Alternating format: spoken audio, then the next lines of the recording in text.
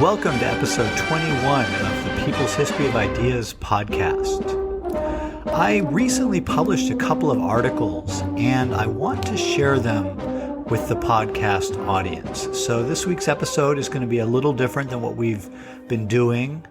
The article that I'm going to share this episode is titled, "The Road is Tortuous, the Chinese Revolution and the End of the Global Sixties," and was published in the Chilean journal Revista Izquierdas.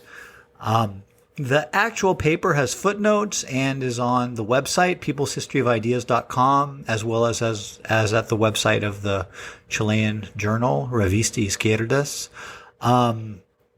This episode might be a little more academic in tone than I try for in our normal podcasts.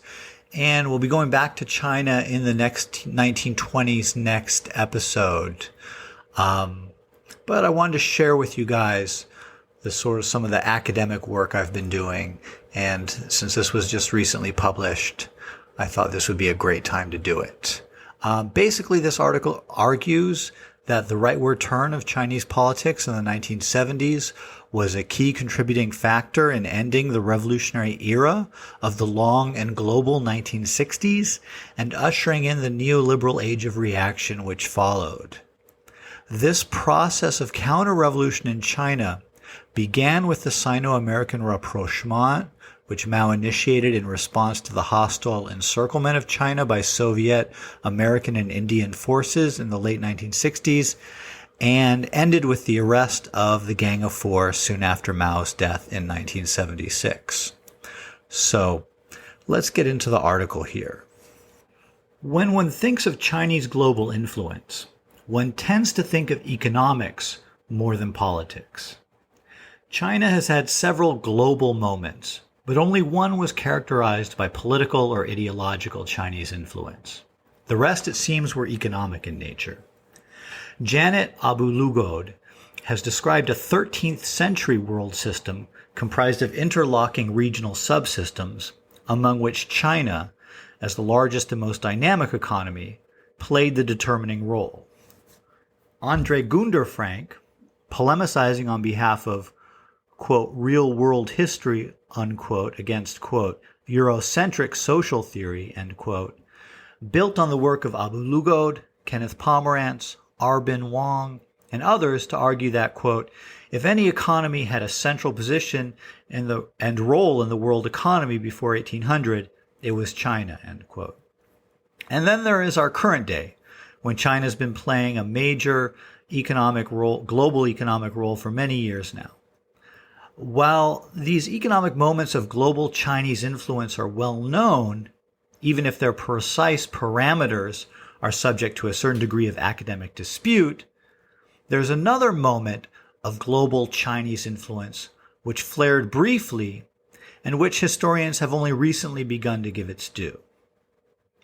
I'm talking of a moment at the height of what historians are calling the long and global 1960s, roughly 1955 to 1973, centered on 1968, a year of widespread global revolt, when China, specifically because of its revolutionary situation, came to constitute a foundation for transnational discourse of intellectual and political change. At this time, Mao Zedong and China became a point of reference for a variety of different political and cultural movements. And although there was no one central inspiration for the vast array of expressions of rebellion which happened around the world during the long 1960s, if one had to point to a single mainspring from which the spirit of rebellion flowed, it would have been Mao Zedong, the world leader who told the youth of his own country that it is right to rebel. Yet by the mid-1970s, much of this influence had dissipated, and by the mid-1980s, it was all but forgotten except among die-hard followers of Mao's teachings. The brief life of this revolutionary global influence caused its existence to largely be passed over for a time. Fortunately, the development of the global 1960s as a historical field of study is rectifying this situation. As the burgeoning scholarship of the global 1960s field continues to sustain and reinforce our understanding of the importance of Maoist China as an inspiration and partial cause for the revolutionary energies of the long and global 1960s, it's worth considering also what role the decline of China's revolutionary energies had on the global movements which it had inspired. As the factional battles inside China's Communist Party were won by forces which prioritized national security and domestic order, resulting first in the Sino-American rapprochement of the early 1970s, and then the end of radical domestic policies after Mao's death in 1976, China stopped serving as a generative force for global revolution. Indeed, as Maoist dialecticians like to say, it turned into its opposite. That is, it went from being a generator of global revolutionary energy to a demoralizing example of revolutionary defeat and capitulation.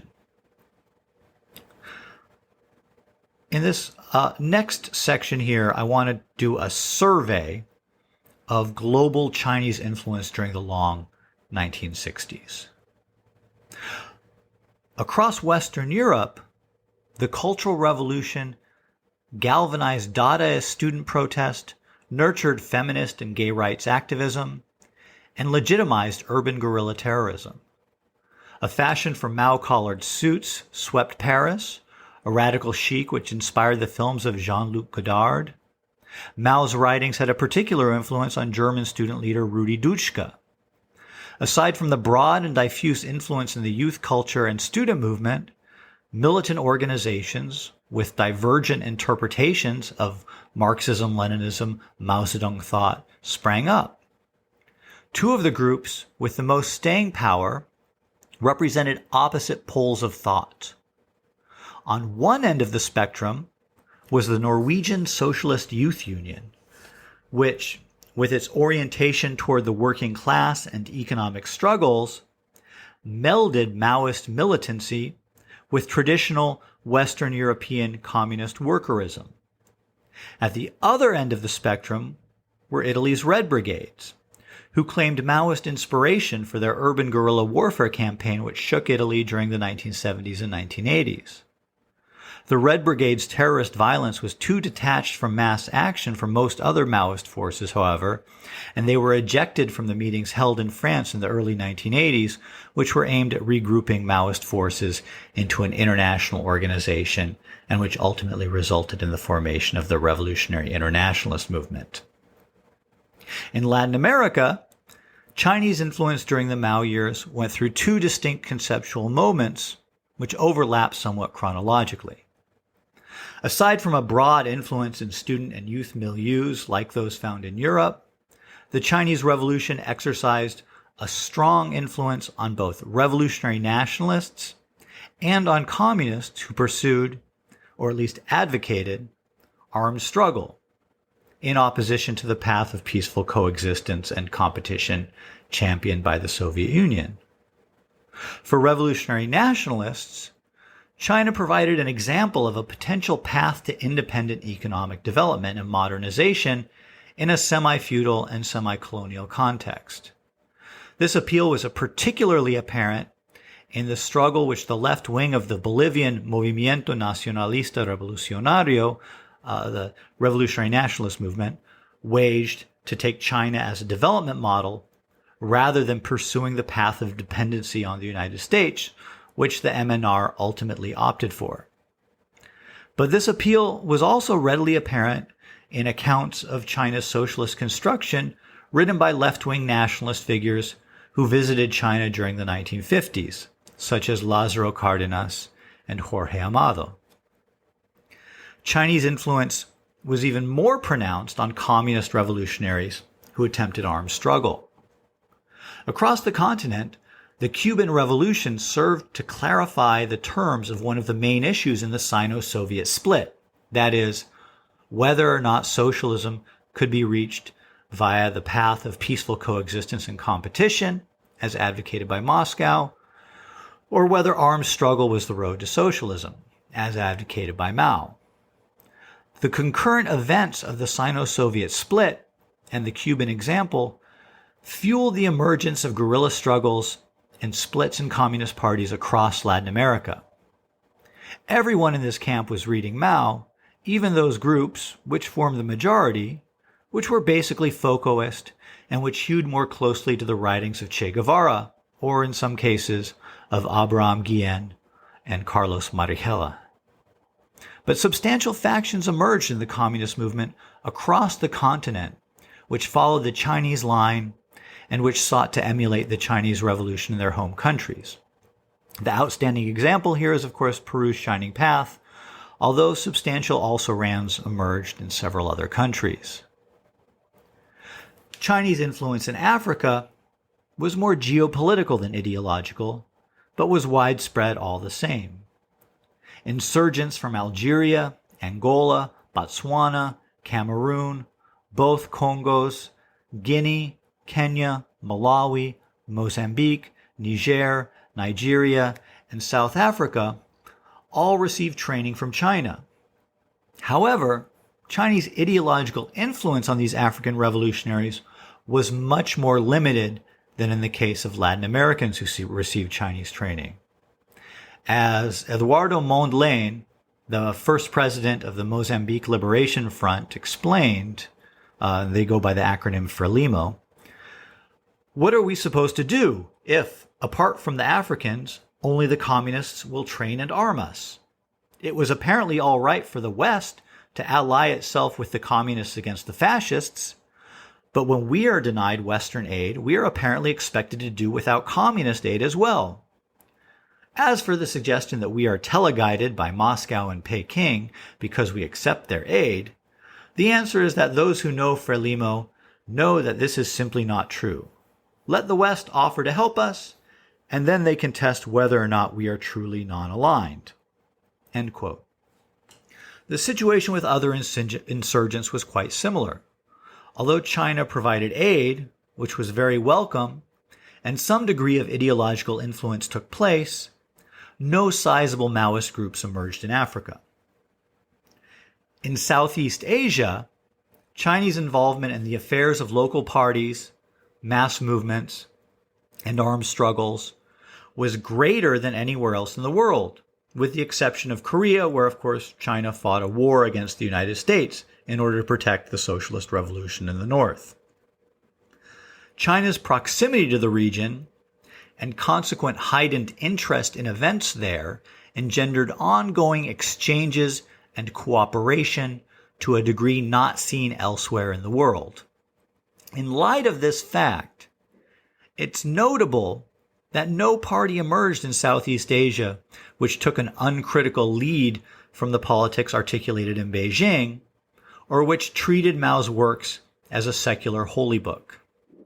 Even the Communist Party of the Philippines, which remains identified with the international Maoist left, holds positions on the Cultural Revolution and on capitalist restoration in the USSR, which are well to the right of what is usually found in that milieu. In India, the Communist Party led several armed struggles in the 1940s and 1950s.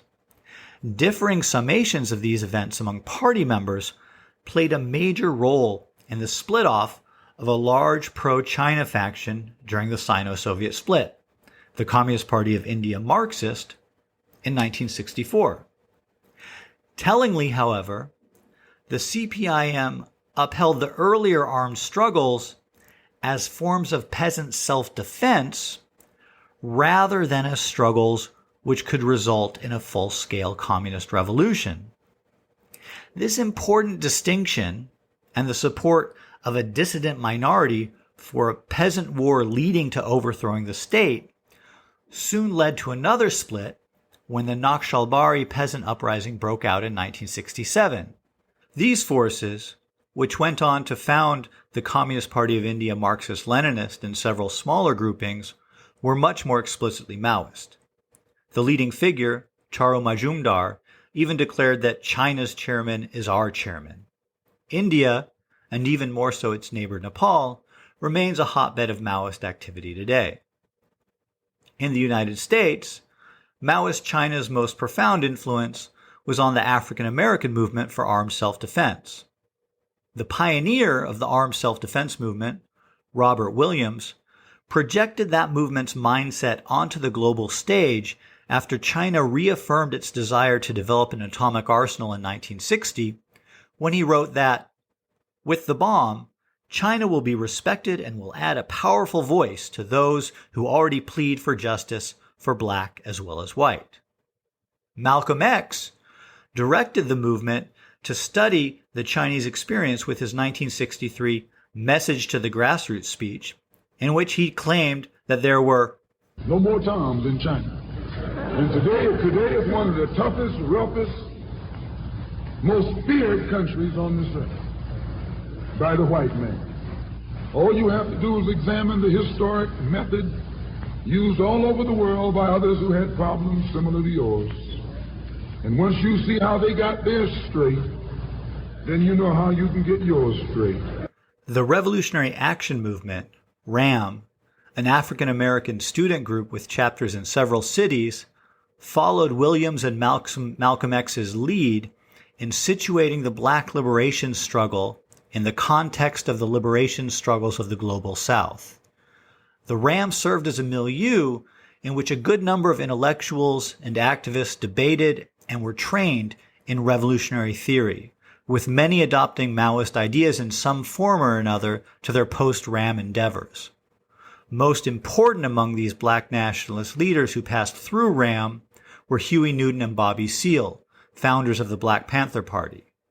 The Black Panthers both adapted many Maoist ideas in their own practice and exposed the broader radical milieu to Mao's writings, while popularizing the idea that domestic armed struggle against the U.S. government was possible.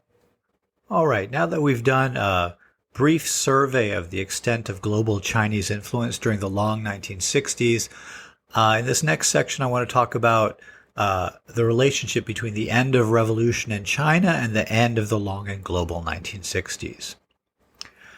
Given how recent revolutionary China's global moment of intellectual and political influence was, one might expect there to be more of a visible impact from that time still apparent in the world today. And yet, apart from a few exceptions, there's almost no conspicuous remnant of that influence. Certainly those of us who investigate the topic can find political organizations and intellectual trends which originated or were decisively shaped in that moment just about anywhere in the world. But in most places, there's no real remnant of global Maoism which forces itself on the consciousness of most people. It simply does not contend for mental space among politically or intellectually active people, unless they have a particular penchant for communist politics or tend towards sinophilia. In most places in the world, this has been the case since as early as the 1980s. So what happened? How did the moment of broad influence collapse so quickly? The question is, perhaps obviously, bound up tightly with the question of what happened to the global 60s overall. What ended this revolutionary period and ushered in the period of reaction which followed? If, as Eric Zolov has argued, and I agree with him, the global 60s were, quote, constituted of multiple cross-currents of geopolitical, ideological, cultural, and economic forces, producing a simultaneity of like responses across disparate geographical contexts, suggesting interlocking causes, end quote, then we might expect that, as the geopolitical, ideological, cultural, and economic cross-currents continued to shift, that the alignment which produced the global 60s would disappear, and some new global moment would take the place of the global 60s. As it happened, contrary to the hopes of many global 60s protagonists, the new global moment which came into being was not world socialist revolution or the age of Aquarius, but the beginning of an extended period of global neoliberal reaction. And just as any global movement is constituted of multiple cross-currents of geopolitical, ideological, cultural, and economic forces, this new reactionary moment did not take place as the result of the passive drift of those forces. as if these forces were constellations drifting into different positions of alignment, but rather as the result of the interpenetration of varied subjective and objective forces, with the subjective forces including the many decisions made in the context of the formerly existing global moment. This being the case, it should be no surprise that a number of different theories have been offered for the end of the 60s. Explanations for the end of the 60s are typically given on a country-by-country basis. In the United States, the most famous argument is Todd Gitlin's good left versus bad left thesis, in which the militant elements, i.e. those who most embodied the global spirit of the 1960s, ruined the aspirations of the liberal reformers. In Mexico, Jaime Pensado ends the 60s with the repression of the student movement, setting the 1971 Corpus Christi massacre as an approximate endpoint. The various national level explanations for the end of the 1960s usually involve one or more of the following factors: domestic repression, co-optation of rebellious elements in the context of the implementation of certain reforms, emergence of an organized reactionary opposition to the new 60s forces, dispersal of radical forces in the face of the failure of their political efforts, and exhaustion of socially rebellious energies resulted in a turning inward, for example, narcissistic forms of counterculture. On a global scale, there are several factors that have been broadly recognized as contributing to creating an unfavorable environment for revolutionary forces. Probably chief among these is the economic crisis of 1973 and the subsequent overall slowdown in global economic growth.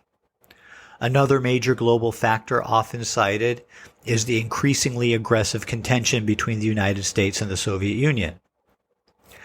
I would like to argue here for a major factor which is almost always overlooked and which corresponds to a recognition of the global 60s as a political and ideological global moment for China.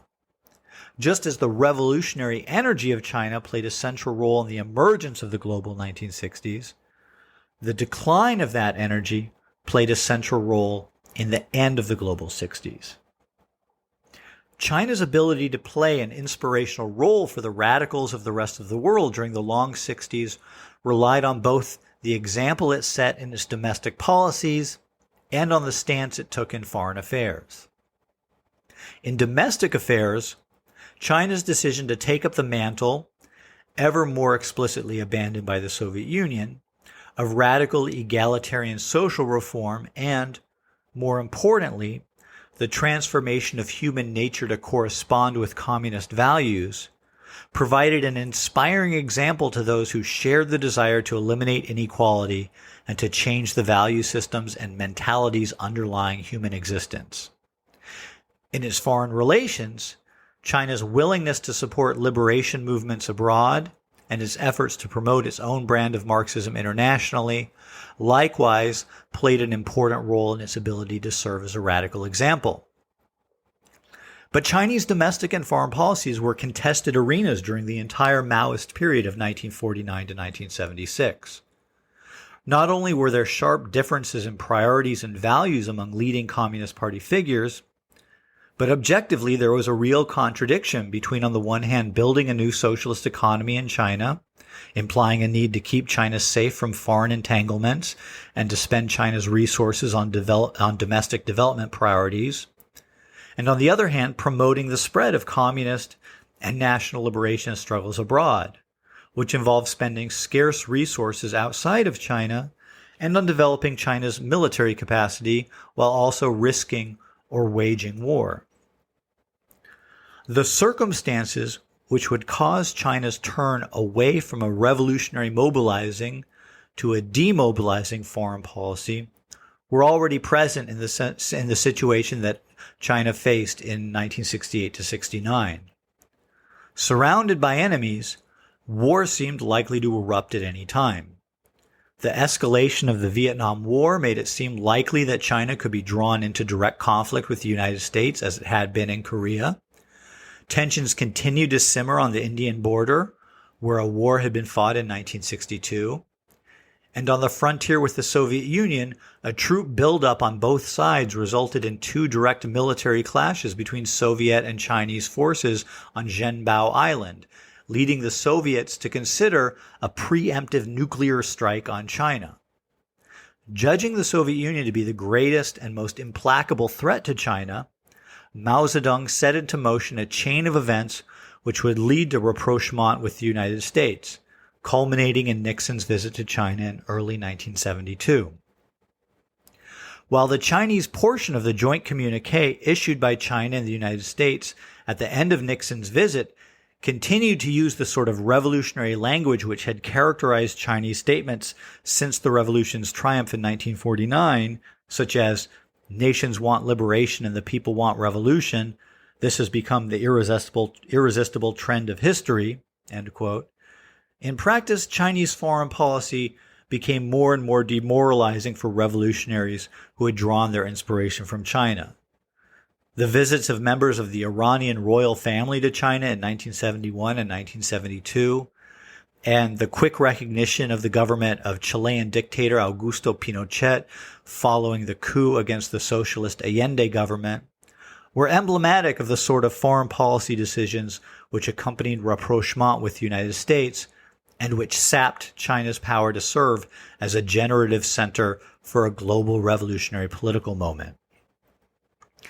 Despite the demoralizing turn in Chinese foreign policy, Chinese domestic events remained a source of radical inspiration until late 1976, when the Gang of Four were arrested within weeks of Mao's death.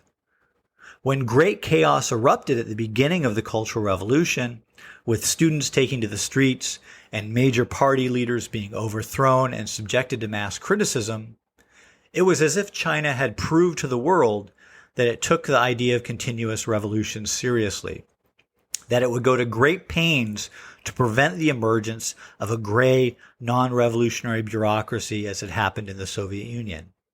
Despite, and perhaps partially because of, the ill-defined and contradictory nature of many of the events of the first few years of the Cultural Revolution decade, the idea that something genuinely revolutionary and unprecedented was going on in China found resonance in and gave force to radical movements around the world. While the mass mobilization and widespread unrest, which is popularly associated with the Cultural Revolution, was basically over by 1969, efforts were made by part of the Chinese Communist Party to theorize a socialist political economy which would move China toward greater egalitarianism and gradually eliminate feudal and capitalist social relations and values, while simultaneously furthering the economic development of the country. Where it held power, this faction attempted to implement its theories. This faction was led by Zhang Chunqiao, a leader who enjoyed a long-standing reputation for championing radical egalitarianism.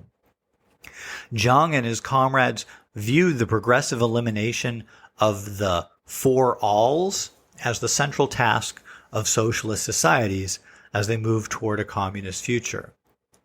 If the four alls were not constantly fought against, the remaining capitalist economic and social relations would grow stronger and generate a new bourgeoisie within the Communist Party itself.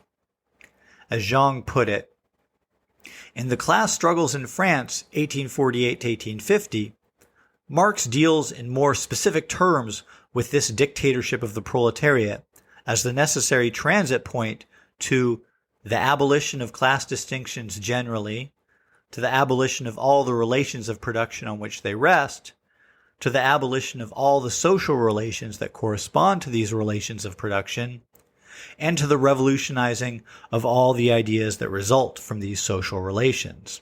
End quote. Zhang's faction, and Mao himself, made sense of the earlier events of the Cultural Revolution by reference to this framework. As part of combating the four alls, Zhang promoted workers with political acumen into jobs which were being performed by more traditionally trained intellectuals, including making efforts to train a new diplomatic corps and moving workers into government administration. He also tried, when possible, to replace conservative veteran cadres with youth who had proved themselves in the Cultural Revolution's early days. Inevitably, such efforts caused disruption to the smooth functioning of the state. While Mao Zedong sympathized with the Jiang's egalitarian agenda, he placed a higher priority on order during the 1970s than he had during the early years of the Cultural Revolution. As a result, Jiang's radical faction only sometimes benefited from Mao's patronage, and the more pragmatic faction of the Communist Party, associated with Zhou Enlai and Deng Xiaoping, continued to hold most positions of power and had a much larger base of support within the party itself. As a result, when Mao died in 1976, it was only a matter of weeks before Jiang and the rest of the Gang of Four were arrested, and a purge was carried out against his radical faction. Despite calls from the new Chinese leadership to obey the Central Committee, post-Mao China did not have the appeal for international radicals that it had while Mao lived. While the arrest of the Gang of Four may have only been the final nail in the coffin of the global forces which had served as engines for the global Sixties, it caused tremendous confusion and demoralization for those forces which were explicitly ideologically aligned with Maoist China. This was the case much more so than in the case of the earlier foreign policy reversals. In the case of foreign policy, global Maoist forces could rationalize Chinese rapprochement with the United States as a domestic necessity for China, which did not necessarily affect their own orientation in their own countries. Even the Partido Comunista Revolucionario de Chile, the Revolutionary Communist Party of Chile, kept its criticisms of China's quick recognition of the Pinochet regime private until 1977, sharing them initially only in the context of confidential party-to-party communications. An initial period of confusion over what was happening in China was exacerbated by Enver Hoxha's sudden polemic against Maoism. Albania had been China's closest ideological ally during the Mao years, and Albania had worked with China to build the Maoist trend internationally. Radio Tirana, like Radio Beijing, beamed shortwave propaganda around the world, and Tirana had been a common destination for international Maoist travelers. Abimael Guzman led a party delegation there in 1966 or 1967. In 1978, Albania published Hoxha's Imperialism and the Revolution, which polemicized against the entirety of Mao's body of theoretical work, while also accusing China's post-Mao leadership of aspiring to turn China into a new imperialist power. Hoxha proposed a return to the pure Marxism-Leninism of Stalin's Soviet Union. Hoxha remained adamantly opposed to Brezhnev's USSR. Hoxha's polemic revealed a latent split within Maoism, which had hitherto been unrecognized. When Maoism emerged as the main political trend opposing Khrushchev's de-Stalinization in the wake of the 1956 20th Congress of the Communist Party of the Soviet Union, it became the standard bearer for Stalin-era orthodoxy. Even as China embarked on experiments in socialist construction, which broke in major ways from the orthodoxy of the Stalin era, it remained Stalin's standard bearer. The central feature of Maoism during its final years was the claim that the conditions of socialist society called forth a new bourgeoisie within the Communist Party, and that the masses of people needed to be mobilized to overthrow the capitalist rulers within the Communist Party itself. Despite a great deal of confusion about what this meant, resulting in the chaotic and often inarticulate convulsions which marked the Cultural Revolution in the late 1960s, the fact that millions of people were acting on the idea of rebelling within socialist society in order to keep that society from becoming the sort of gray, oppressive society which the Soviet Union had become, accounted for much of China's power as a generative force for global rebellion during the 1960s. The idea of the emergence of new forms of capitalist relations under socialism was anathema to Stalin's concept of socialism, but central to Cultural Revolution Maoism. This resulted in a strange marriage under the Maoist banner globally between defenders of hidebound 1930s Soviet orthodoxy and advocates of an eternally rebellious spirit. Of course, hindsight makes the division between these trends within Maoism much clearer than it was for many participants at the time. Indeed, the tension within the ideology between upholding Stalin's legacy and the right to rebel spirit of the Cultural Revolution caused a certain amount of cognitive dissonance for many Maoist ideologues. Given the apparent failure of the Cultural Revolution and the confusion over the direction that the new Chinese leadership was heading, a retreat into the theoretical purity of the primordial Stalin era proved appealing to many Maoists, particularly in Latin America. Saturnino Paredes, the original leader of Peru's Maoist faction, brought his Partido Comunista del Perú, Bandera Roja, red flag, faction of the Communist Party of Peru, into Hoxha's orbit. Colombia's third largest guerrilla group, the People's Liberation Army, led by the Communist Party of Colombia, Marxist-Leninist, also went Hoxhaist. Taking things one step further, the Communist Party of the Philippines, a longtime Maoist organization whose New People's Army had been waging guerrilla warfare since 1969, sought a new relationship with the Soviet bloc itself. The combined blows of the capitalist restoration in China and Hoxhaite factional activity within the Maoist ranks greatly diminished the Maoist forces globally. By the end of the 1970s, it was hard to imagine the force which Maoist ideology had exercised on the global movement of just a decade earlier. In a few pockets, strong Maoist elements remained part of the national political scene. This was most apparent in Peru, the Philippines, and South Asia, where large-scale armed struggles led by Maoist parties continued or would soon emerge. But without a socialist state to unite them, these Maoist forces remained fractious, uniting for a time to support the Shining Path and later the Communist Party of Nepal Maoist, but ultimately dividing into squabbling grouplets. Outside of Nepal, even the strongest Maoist forces, such as those in India, Peru, and the Philippines, are today almost entirely unable to affect the direction of national politics. And most Maoist remnants in other countries are unable even to make the general public aware of their existence. The weakness of the Maoist legacy makes it all the harder to imagine just how influential this political trend was at the height of the 1960s. All right, in this final section of the paper, I address the question of, is the Chinese Revolution finished as an inspirational force outside China? And I begin this with a couple of epigraphs. The first is a quote from Mao Zedong's On the 10 Major Relationships. Quote, "As we have often said, while the road ahead is tortuous, the future is bright." End quote.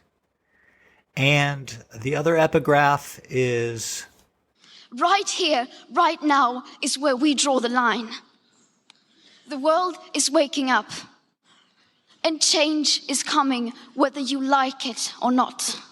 That's Greta Thunberg speaking at the UN on September 23rd, 2019. The question remains then whether the Chinese Revolution, and in particular the revolutionary upheavals that took place within socialist China during the Cultural Revolution, have spent their force as an influence on global events. While it's impossible to do more than to speculate, I expect there will be a resurgence in learning from the Chinese experience. The French Revolution, the European revolutions of 1848, the Paris Commune, and the Russian Revolution have all had repercussions in times and places at considerable remove from the original events.